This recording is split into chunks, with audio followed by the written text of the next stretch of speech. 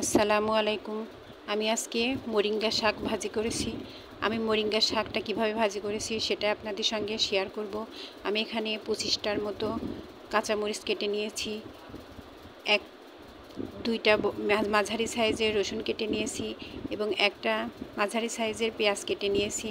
আমি শাকটা চুলার উপরে দিয়ে কড়াইয়ে দিয়ে তার মধ্যে পেঁয়াজ, মরিচ আর রসুন কুচিগুলো দিয়ে দিলাম। দিয়ে কিছুক্ষণ সিদ্ধ করে নিয়ে বাটিতে নামিয়ে নিলাম। বাটিতে নামিয়ে নেওয়ার পর কড়াইয়ে আবার তেল দিয়ে তেলটা গরম হয়ে গেলে তার মধ্যে দুইটা বড় সাইজের পেঁয়াজ কুচি করে দিলাম। আমি তার আগে 3টা শুকনা মরিচ কুচি করে কেটে দিয়ে দিয়েছিলাম। তারপরে পেঁয়াজগুলি দিয়ে কিছুক্ষণ নেড়ে পেঁয়াজটা লাল হয়ে গেলে তার মধ্যে নামিয়ে রাখা শাকটা দিয়ে দিলাম।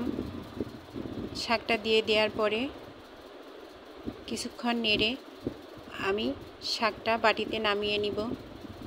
এই শাকটা ডায়াবেটিক্সের রোগী, হৃদরোগ ও গ্যাসের সমস্যার রোগীদের জন্য অনেক উপকারী।